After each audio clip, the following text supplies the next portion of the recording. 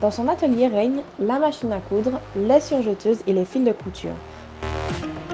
Aujourd'hui, Tech Tradi est à la rencontre de Tika, la couturière styliste qui peut faire passer un message par ses vêtements. Salut à tous, bonjour Catherine. Bonjour, Comment ça va? ça va très bien. On se retrouve aujourd'hui dans ta boutique pour parler stylisme. Quelle fut ta formation initiale? Alors, je suis passée par le cycle court, donc j'ai un BEP et un CAP. Ensuite, j'ai fait une formation de styliste et puis j'ai préparé un brevet de technicien. Catherine, tu es passionnée par la mode et la couture. Comment est née cette passion? Alors, cette passion est née de ma maman, en fait, qui est très manuelle et j'ai appris en fait à coudre avec elle. Et après tes études, comment s'est déroulée ta carrière? Alors, je suis rentrée en Martinique et j'ai commencé par faire des petits défilés pour voir si effectivement mes créations me plaisaient. Et j'ai ouvert ma première entreprise en 2003. Justement, quel a été ton ressenti par rapport à ton premier défilé? En fait, j'ai vu que ça plaisait, j'étais contente en fait, bien sûr émue. Je suis toujours dans l'émotion en fait quand je vois que les gens applaudissent mon travail en fait. Donc j'étais contente et confiante. Ça m'a permis justement de continuer, de créer mon entreprise. Quoi, ça t'arrive de pleurer? Tout le temps en fait. Je suis une grande émotive et à chaque défilé, je pleure. Tu es juste devant ta machine, comment travailles-tu au quotidien? Alors d'abord, je rentre dans la boutique et je regarde déjà ce que j'ai à faire par rapport à mes commandes. Puis dans la boutique aussi, je change les tenues au niveau des mannequins. Et puis je passe à mon travail, en fait, je commence ma couture. Ce serait bien de lui demander comment elle innove par rapport à ses créations.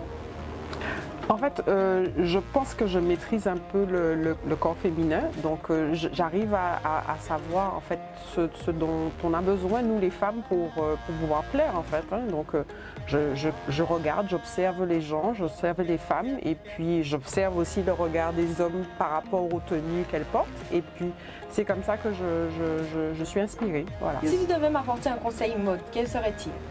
Alors il faudrait que tu utilises effectivement des matières comme ce que je porte, des matières fluides en fait. Et quand tu portes quelque chose de fluide en haut, en fait il faut que tu aies des matières plus rigides, dans des matières moins souples en bas. Et l'inversement, quand tu portes des choses souples en bas, il faut mettre des matières rigides en hauteur. Et puis il faut que tu portes aussi des grands décolletés parce que tu as une jolie poitrine, donc il faut découvrir les épaules. Merci. Y a-t-il un secret pour réussir dans la mode, Catherine? Oh, un secret. Je pense qu'il faut pouvoir se démarquer des autres, en fait, pouvoir être différent, en fait, et c'est ce qui permet justement de fidéliser les clientes en étant différent des autres, proposer autre chose. J'ai vu que tu peignais sur tissu. Est-ce une touche personnelle? Justement, en fait, c'est ça le choix justement de peindre sur les vêtements, c'est que c'est difficile de trouver des matières. Donc pour ne pas avoir les mêmes tissus que les on va dire les concurrents entre guillemets, je peins justement pour faire la différence. Alors Catherine, tu as un tissu en main, qu'est-ce que tu nous prépares? Quelle est la robe? Quel est le haut que tu nous prépares? Alors Oceans, ce que je prépare en fait c'est une robe asymétrique et la matière c'est ce qu'on appelle du jersey. C'est le tissu t-shirt en fait qu'on utilise pour faire des t-shirts que je mélange à du jean. Travailles-tu surtout avec des particuliers ou les industriels font appel à toi? Alors non, les industriels, nous ne sommes pas encore au point pour ça. Il n'y a pas vraiment d'unité de production pour pouvoir faire des vêtements en série. Donc je travaille surtout avec des particuliers et puis peut-être en fait des entreprises comme par exemple des pharmacies pour faire des uniformes, en fait des trucs comme ça, mais c'est des petites séries. Je ne peux pas travailler encore avec des industriels. Je suis très étonnée de savoir que les pharmacies font appel à toi puisqu'ils ne veulent pas de blouse lambda. Oui, c'est vrai en fait, et pas que les pharmacies, il y a aussi des hôtels en fait quand les serveurs, enfin le personnel des hôtels font appel aussi à moi pour pouvoir créer leur uniforme pour travailler dans la journée. Que t'apporte ton métier?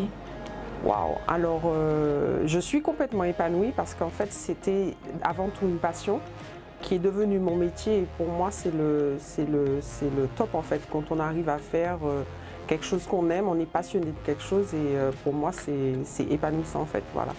Quand on pense défilé de mode, il nous vient tout de suite à l'idée des costumes, des vêtements exubérants, voire importables. Que penses-tu de cela? Ben, en fait, c'est important justement de montrer un peu la création, jusqu'où un créateur peut aller. En fait, c'est important justement de faire cette partie spectacle qui permet en fait au créateur de s'exprimer jusqu'au bout des choses. Et ça ne veut pas dire qu'il ne peut pas faire des choses sobres en fait. Je pense que c'est une forme de marketing en fait, c'est une façon de se faire connaître en faisant des choses. Ça m'arrive de faire des vêtements aussi spectaculaires par rapport au fait que je fais aussi des vêtements événementiels, donc vêtements événementiels, c'est pas forcément des choses portables en fait, et c'est important de pouvoir proposer ce style de tenue. Quelle est ton icône mode? Oh, je n'en ai pas vraiment en fait, je m'inspire un peu de tout en fait, et puis non, j'ai pas d'icône, non. Quelle est la fringue que tu n'achèterais jamais? Oh, alors les choses très dénudées en fait. Je suis quelqu'un d'assez pudique, donc juste des choses un peu too much où on voit trop mon corps.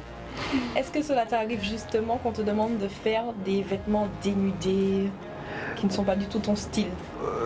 Oui, ça arrive. Et de toute façon, il faut plaire à tout le monde. Et j'ai une clientèle particulière, donc c'est vrai qu'elles ont des exigences aussi. Donc il faut pouvoir répondre à leurs demandes. Est-ce que tes créations sont accessibles en termes de prix? Alors forcément, mes prix ne seront pas les prix prêt-à-porter puisque en fait ce sont des créations. Donc en fait c'est des modèles qu'on ne va pas retrouver en grande série. Donc c'est vrai qu'il faut quand même un petit budget pour pouvoir acheter des créations. Est-ce difficile de vivre du stylisme?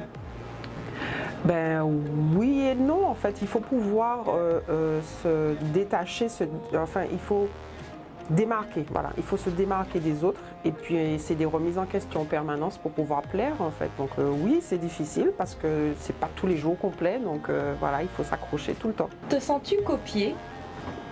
Sujet délicat, oui, malheureusement, je suis pas la seule, mais malheureusement il y a des gens malhonnêtes en fait qui ne travaillent pas, qui ne cherchent pas, qui font pas de recherche et puis qui se contentent de copier les autres, oui. Comment pallies-tu à ça? Alors, ma solution, c'était justement d'ouvrir ma boutique pour avoir mon espace, pour que les gens viennent directement à moi, pour que je ne sois pas trop copiée en fait, voilà. Et puis c'est pareil, remise en question, il faut encore chercher, encore faire d'autres choses, proposer d'autres choses. Y a-t-il un secret pour réussir dans la mode, Catherine? Oh, le secret, c'est de pouvoir se démarquer puis de fidéliser en fait. J'ai quand même une clientèle qui me suit et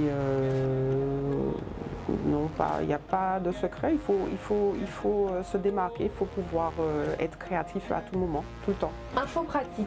Pour contacter Catherine, ton mail et ton téléphone? Alors mon mail tika.martinique@gmail.com. Tika c'est avec un C. Et mon numéro de téléphone 06 96 91 77 58. Ton Instagram? Tika Artwear for You. Où est situé ton atelier?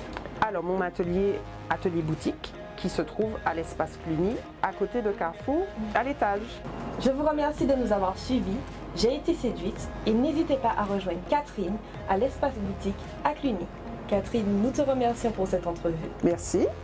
Et nous nous retrouvons la semaine prochaine. Bye bye.